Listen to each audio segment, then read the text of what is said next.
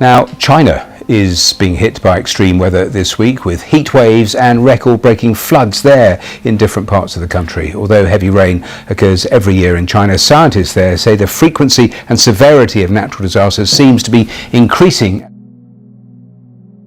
Europe is sweltering under one of its earliest and hottest heat waves on record. Scientists say climate change is driving unseasonably high temperatures. A record heat wave in Japan, major flooding in Australia and a deadly avalanche in northern Italy. About 50,000 people have been urged to evacuate their homes as floods hit the country's largest city for the third time this year. Parts of Sydney have received about 8 months of rain in 4 days. It's just the latest in a series of flooding emergencies to hit the East Coast this year. Australia's emergency minister said the frequent disasters showed climate change must be taken seriously.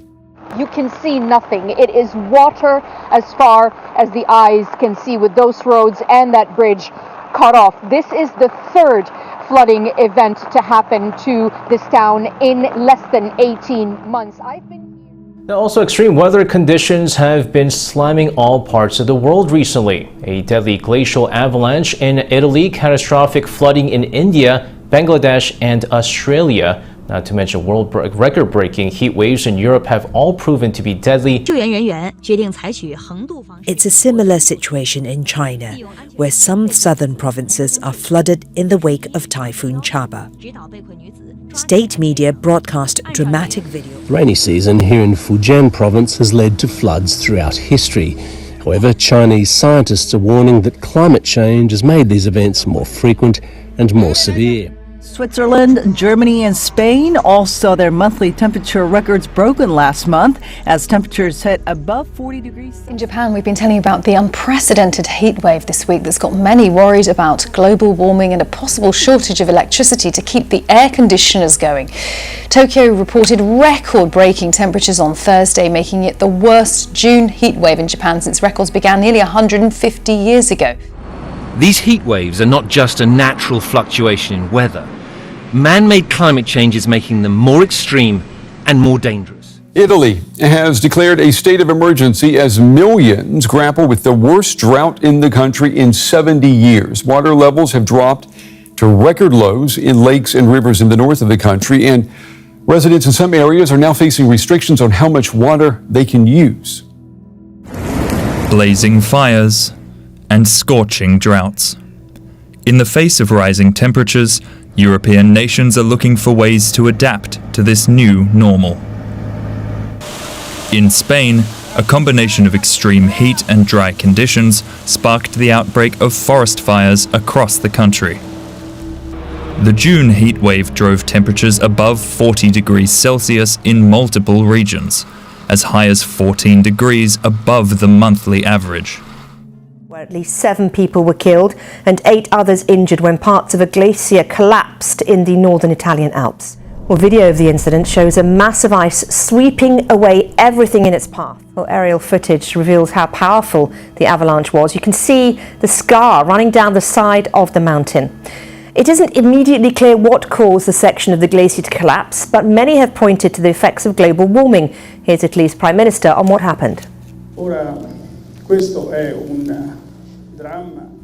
This is dramatic, and it is certainly unpredictable, but it definitely depends on the deterioration of the environment and the climate situation. Well, this was the glacier one day before the incident. Temperatures reached a record 10 degrees Celsius at the mountain summit that day, and it's widely known that the climate of the Alps is changing rapidly. Temperatures there have risen by around 2 degrees Celsius over the past 120 years, almost twice as much as the global average. Now, that's driving the retreat of the glaciers there. They're estimated to have lost half their ice volume since 1850. Floods in Bangladesh and northeastern India have claimed the lives of at least 100 people and forced millions to leave their homes. Unrelenting rainfall for more than a week caused the flooding. And while this is a common occurrence in these low-lying areas during the monsoon season, Bangladeshi officials say it's the worst they've seen in more than a century. And what changes have you recorded? I mean, what are you seeing? Are you seeing this impact that you just described? Yes, indeed. So we've looked at the size of the Azores High over time, how that has been changing in instrumental data, so station data that was taken across meteorological stations all over Europe over the last 150 years or so. And we found that over the past century, the number of extremely large Azores High events during wintertime has increased significantly.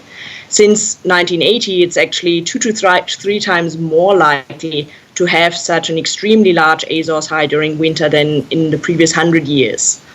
We also wanted to put this into a longer context. 100 years is not that long in a climatic context.